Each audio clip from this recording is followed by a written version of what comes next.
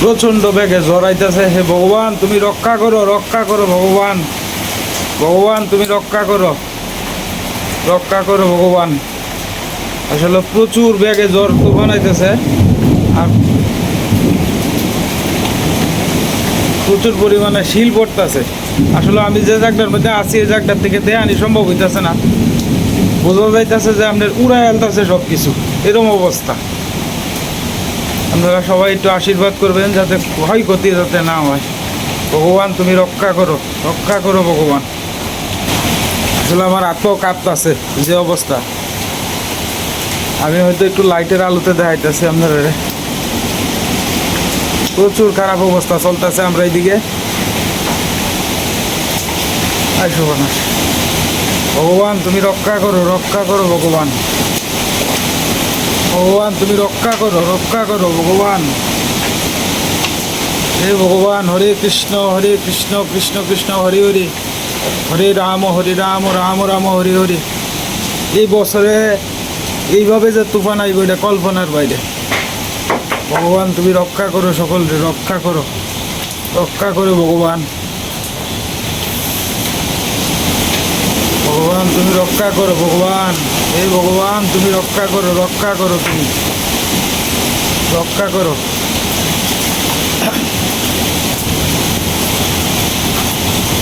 কি অবস্থা শুরু হয়েছে,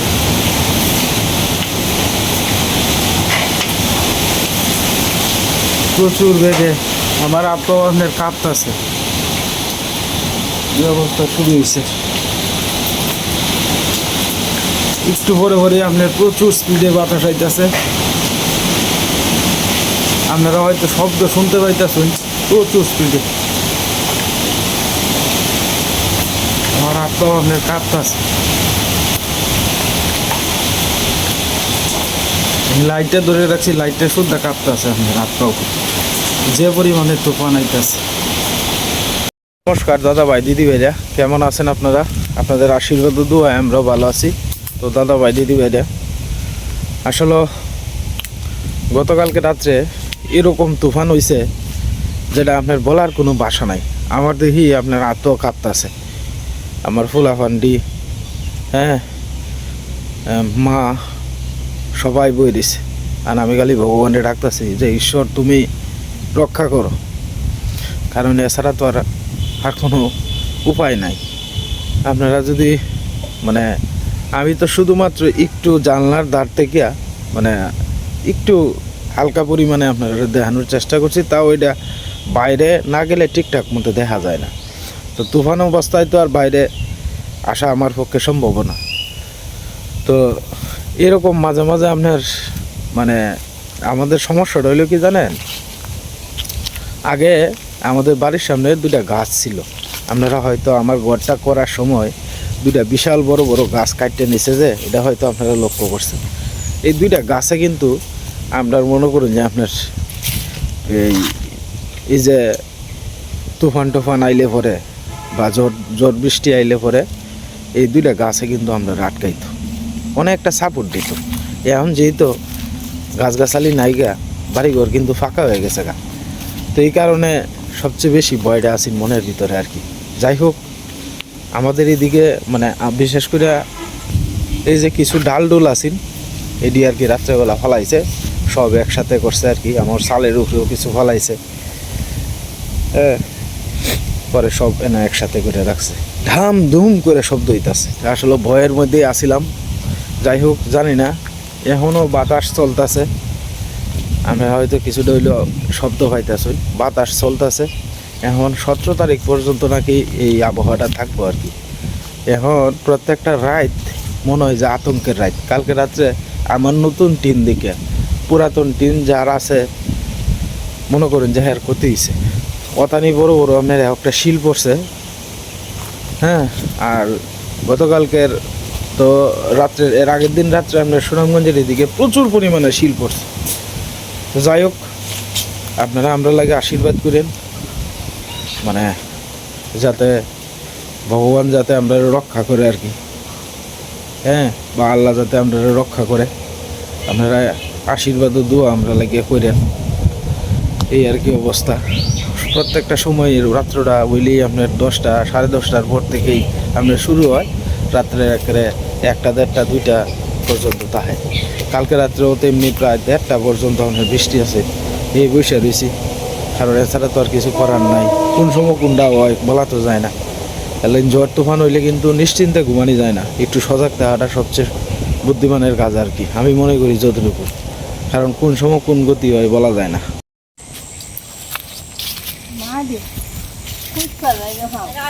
মাটি নরম হয়ে গেছে, কি অবস্থা, না পারা নি বলা।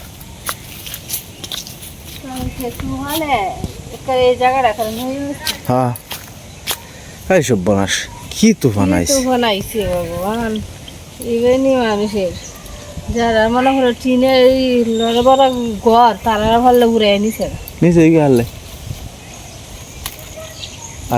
নিল এইবার আশীর্বাদে ঠিক করা হয়েছে। একটা আমও আমরা গাছে দেখা যায় না, আম নাই আমরা গাছে, সব আম ফালাই দিছে। আবার বাইরের গাছও আছে, এই যে এর গাছও হেডি বড় হয়ে গেছেন গা, আগে আইছে তো, হ্যাঁ বড় হয়ে গেছেন গা।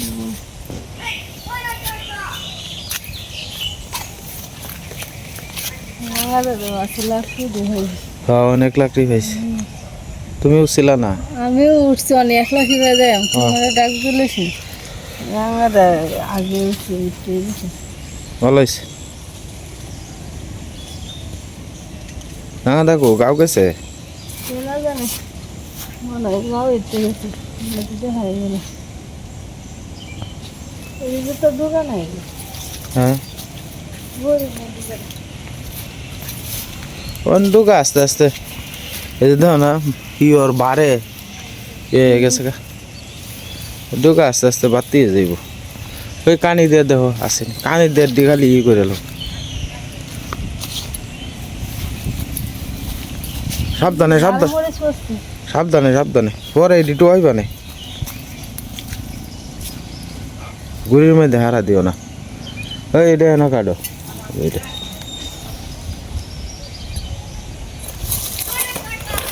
ইয়া সিরিয়াল পা দেখ হিন্দে আছে, হয় না আছে দেখ।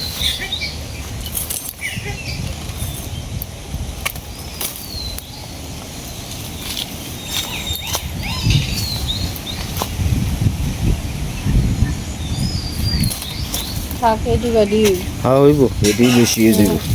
খেতে শাক দিয়েছি আমরা ভালো, শাক দিতেও আনি লাগবে তো আয়ো।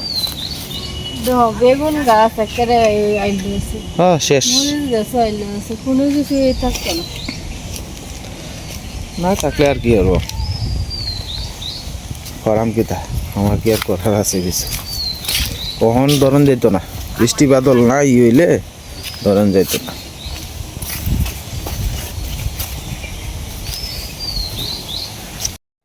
মানে মরিচ গাছ সব একেবারে আইল আছে, যেগুলা মরিচ নিচে দিয়ে আর কি পরে রয়েছে আর কি লেগে রয়েছে, মাটির সাথে মিশে রয়েছে, এটি হ্যাঁ তুলালতেছে। তুমিও মিশ্রণ দেওয়া হইব, কালকে একাদশী গেছেন আচ্ছা কারণ তাই কয়েকটা কাঁচামরিচ হিসেবে তুলে দিতেছে।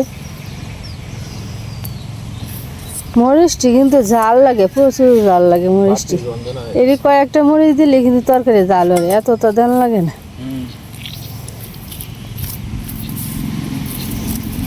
হাইব্রিড মরিচ তো বুঝছো, আমরা মা খালি আপনার খেতে মরিচের প্রশংসা করে, কয় মরিচটি যে স্বাদ, জাল হইলো স্বাদ লাগে, আমার কাছে ভালো লাগে। আর বাজারে মরিচ একটুও ভালো লাগে না, তৃপ্তি লাগে না। মা সেদিন কইতেছে কয় এর আগের বার কত মরিচ আনছি হ্যাঁ আনতে কি, এই যে কয়েকদিন কয়েকটা মরিচ তো দিছি শুকনো মরিচ, এটি শেষ হয়েছে দে, আর তো মা মরিচ খায় শান্তি হয় না, আর কইতেছে আহের আর মরিচটি খায় শান্তি হয়েছি, ওনার ভাল লাগে না মরিচটা।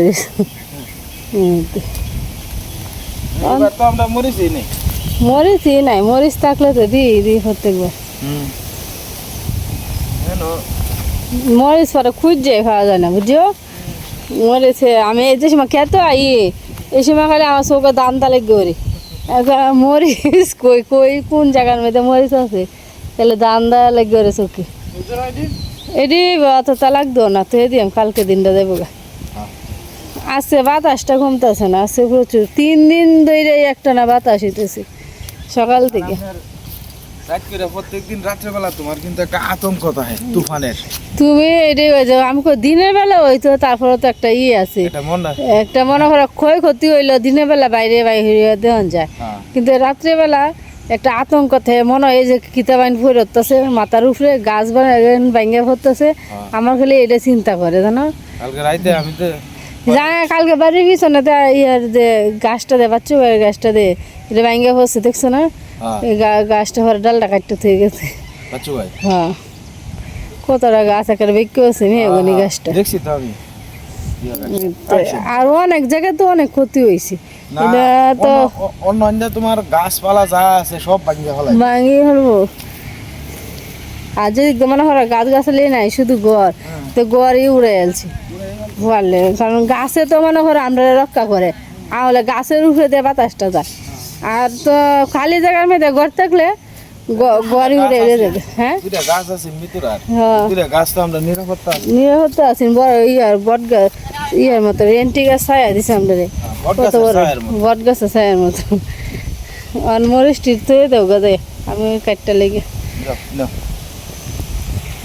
আজকে তো পারন এটা লাগে সীমা আর মা মিলিয়া সকালবেলা রান্না করতেছে আর কি কালকে সারাদিন একাদশী গেছে অর্থাৎ মনে করুন যে উপবাস গেছে আর কি কালকে রাত্রে কালকে সারাদিন তো এই কারণে আজকে সকালে পারনের রান্না রান্তাছে সানটান করে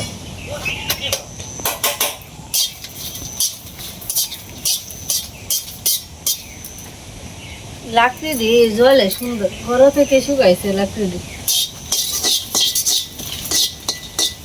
আরো কিছু লাকড়ি আনিয়ে জমা তৈরি তারলে ভালো আছে কয়েকটা লাকড়ি ভুল করছো যে সময় টানা ফেরে রোডে গেছি এই সময় যদি মনে করো কয়েকটা লাকড়ি না তো শুকাইতে তা এমনি যদি ধরে দিত তারপর ঘর থেকে শুকাইছে এটা আনছো না তুমি আমরা যে বলা এই লাকড়ি আনছিলাম কত আনছিলাম জানো 170 টাকা মন আর এখন কত হয়েছে জানো 400 টাকা মন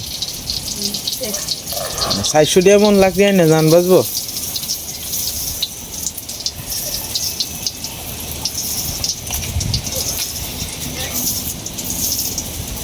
লাকড়ির দাম বাড়ে আর কমে না কোনো কিছু সব খালি বাড়েই গেলি অত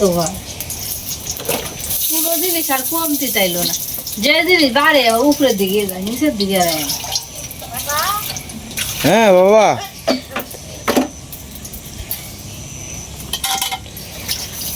আজকে তো আমার ফোনা দিতে সানডে এটা তো আমার মোবাইলও দেখি এর আগের দিন এবার তো মোবাইলও দেখলাম না আমার কালকেও সানা কেউ যাইতে আসছে কেউ যাইতে আসছে 2 দিনে সান করছে কালকেও সানা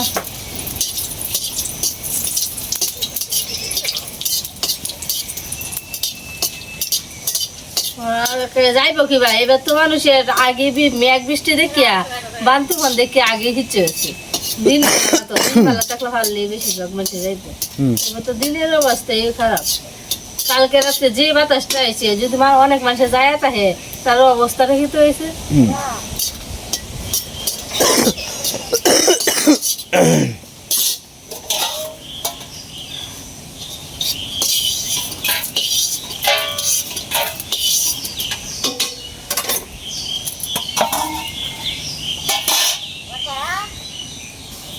বাবা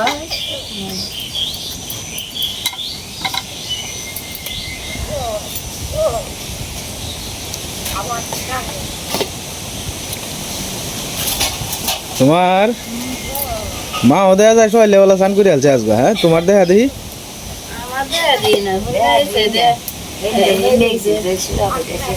আমি সব গরম জল আছে বাবা আমি বাবা গরুই পুজো দর্শন করে হ্যাঁ বুঝছি মানে বিষয়টা হয়েছে তোমার আমরা তো কয়দিন পরে তোমার এই যে হনাতীর্থ ব্রহ্মপুত্র স্নান করবো আমি তোমারও তো করাই আমি কদিন পরে তো আমরা যাই আমি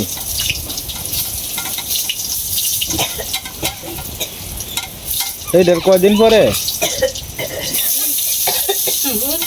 কয় এক সপ্তাহ পরে, এক সপ্তাহ পরে এলে কোন দিন পরে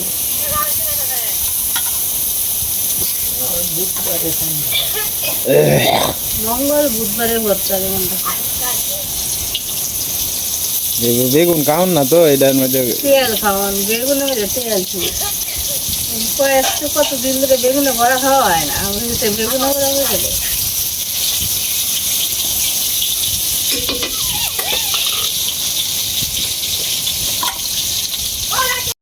মিটু বাবা বাবা বাবা পাঁচটা বাবা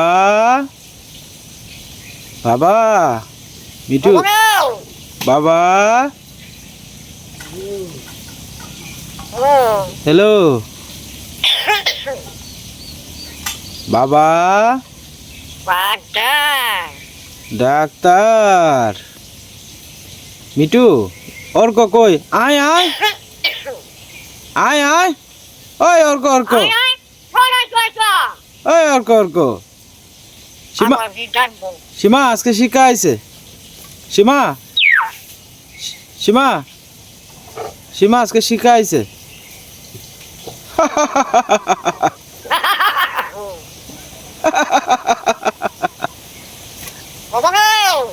ও বাবু বাবা পাঁচটা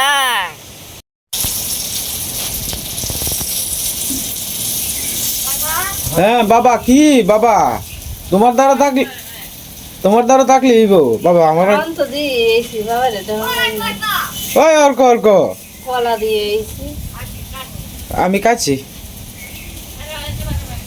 আমি কাছি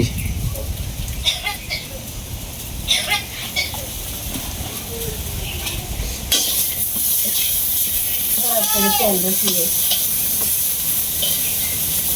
লাগছে যদি বাপ্পা ভালো রে দেখে লই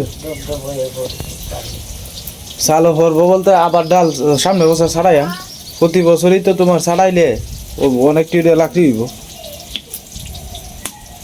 এরা দুজনে তো আসতেছে তে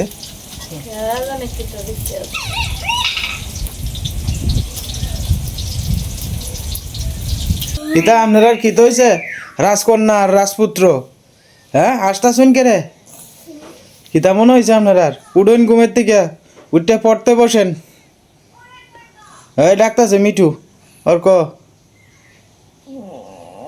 তাড়াতাড়ি উঠো বাবু উঠো মা উঠো লোক না বাবা না 7টার উপরে বাজে হচ্ছে বাবা বুঝছো না পড়লে সকালের পড়াটাই তো মনে থাকে আমরা ছোটোবেলা 6টা বাজে উঠতে পড়তাম 6টা বাজে উঠতেই বাবা উড়ানের মধ্যে বইয়া মা একটা সালা বিছাই দিত এই সালার মধ্যে বিছাই আমরা পড়তাম রিডিং পড়তাম সকালে উঠিয়া আমি মনে মনে বলি সারাদিন যেন আমি ভালো হইয়া চলি আদেশ করুন মোর গুরুজন হ্যাঁ বুঝছ কত কিছু করছি অন্তত তো আর মনে নাই এই যে তোমরা মানে উঠো বাবা আমার লক্ষ্মী বাবা উঠো মা উঠো শোনা মা উঠো তুই আমার লক্ষ্মী মা না উঠো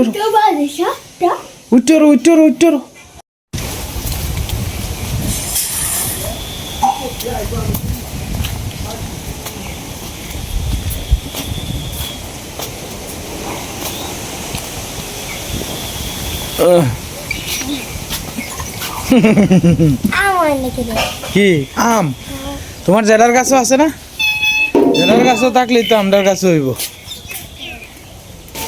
ঠান্ডা লাগে শীত করতেছে সকালবেলা পনাতির স্নান করছো তো শীত তো করবো ছোলা আটু আগে বউ নিলে পনাতির স্নান যাইব তোর যেটা এই ফনাতিথি কি এনো বেকলটা ফনাতিথি হলে গে ইয়ত এই অনেক দূরে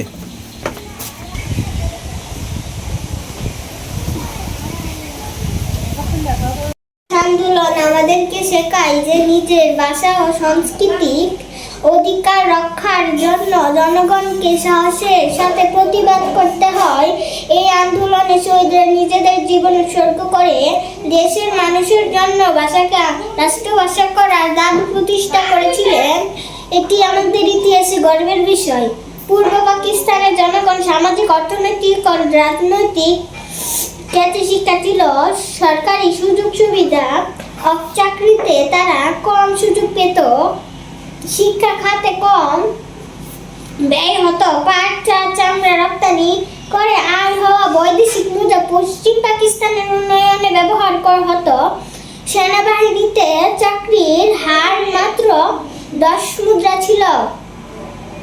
নিত্য প্রয়োজনীয় দ্রব্যের দাম পূর্ব পাকিস্তানে দ্বিগুণ ছিল।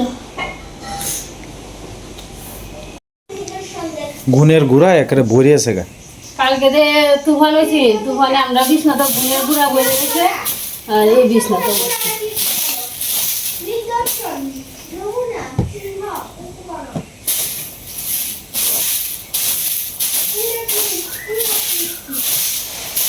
প্রাচীনকালের নিদর্শন।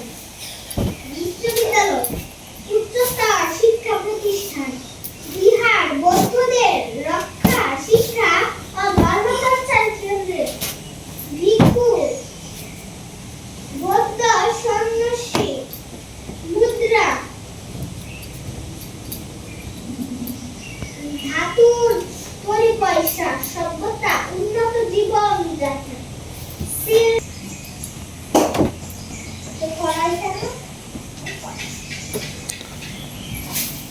তো যাই হোক দাদা ভাই দিদি ভাইরা, ভিডিও আজকের মতো এই পর্যন্তই। আপনারা সবাই সুস্থ থাকবেন, ভালো থাকবেন আর আমাদের পাশে থাকবেন।